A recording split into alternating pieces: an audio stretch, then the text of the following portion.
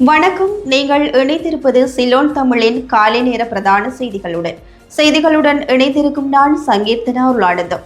விரிவான செய்திகளுக்கு செல்வதற்கு முன் இன்றைய நாளுக்கான தலைப்புச் செய்திகள். விடுதலை புலிகளின் முக்கியஸ்தரை சந்திக்கும் அனுரவின் ரகசிய நகர்வு, கேள்வி எழுப்பும் அரசியல்வாதி. 2009 பின் ஈழத்தமிழரை அங்கீகரிப்பதை தடுத்து நிறுத்திய முக்கிய நாடு. இந்தியாவில் இருந்து வந்தபோது கட்டுநாயக்கவில் கைது செய்யப்பட்ட ஹரக்கட்டாவின் நண்பர். செம்மணி மனித புதைக்குழி விவகாரம், அரசாங்கத்திடம் சுமந்திரன் முன்வைத்த கோரிக்கை. வெளிநாட்டிலிருந்து மாறு வேடத்தில் இலங்கை வந்துள்ள பிரபல பாதாள உலக புள்ளி. இனி தொடர்பென விரிவான செய்திகள். ஜனாதிபதி அனுரகுமார திசாநாயக்க விடுதலை புலிகளின் முக்கியஸ்தர் நெடியவனை சந்திப்பதற்காக ஜெர்மனி சென்றாரா என்பதை அவர் தெளிவுபடுத்த வேண்டும் என பிவதுரு ஹெல உரிமைய கட்சியின் தலைவர் உதய கமன்பில வலியுறுத்தியுள்ளார். பிவதுரு ஹெல உரிமைய கட்சியின் தலைமையகத்தில் நடந்த ஊடக சந்திப்பில் கலந்து கொண்டு கருத்து வெளியிடும் போது அவர் மேற்கண்டவாறு குறிப்பிட்டுள்ளார்.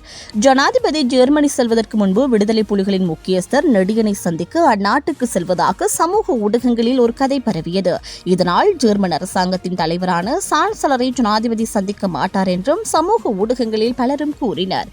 எனவே நாங்கள் ஒரு கூட்டத்தை நடத்தி ஜெர்மனி செல்வதற்கு முன்பு இந்த கதைகளின் உண்மையை நாட்டுக்கு வெளிப்படுத்துமாறு அவரிடம் கோரிக்கை விடுத்தோம். ஆனால் அவர் அவ்வாறு செய்யவில்லை.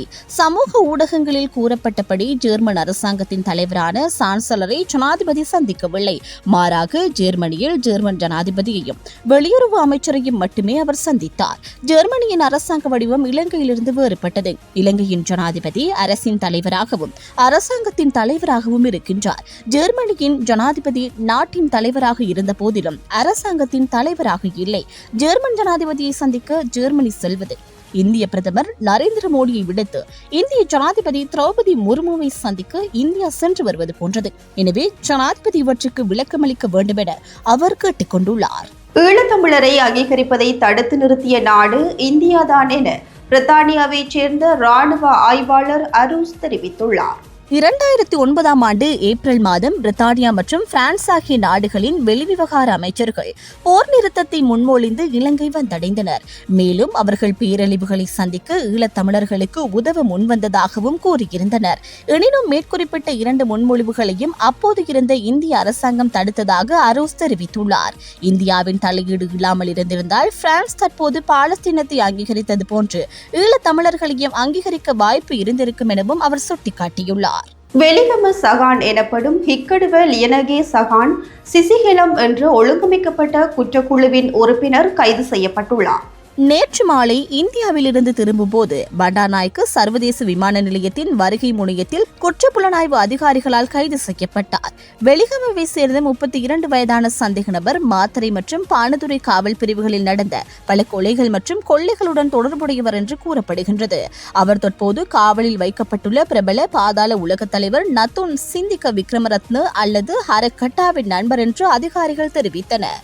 ஜஹான் நேற்று இரவு மாலை 6:30 மணியளவில் சென்னையிலிருந்து வந்தபோது அதிகாரிகளால் கைது செய்யப்பட்டார். அத்துடன் சந்தேக நபர் மேலதிக விசாரணைகள் மற்றும் சட்ட நடவடிக்கைகளுக்காக களுத்துறை குற்றப்பிரிவிடம் ஒப்படைக்கப்பட்டுள்ளார். உண்மைகளை மூடி மறைத்து இனங்களுக்கு இடையில் நல்லிணக்கத்தை ஏற்படுத்த முடியாது. எனவே புதைக்குழிகள் தொடர்பிலான உண்மைகளை அரசாங்கம் கண்டறிந்து அதனை வெளிப்படுத்த வேண்டும் என ஜனாதிபதி சட்டத்தரணி MA சுமந்திரன் தெரிவித்துள்ளார்.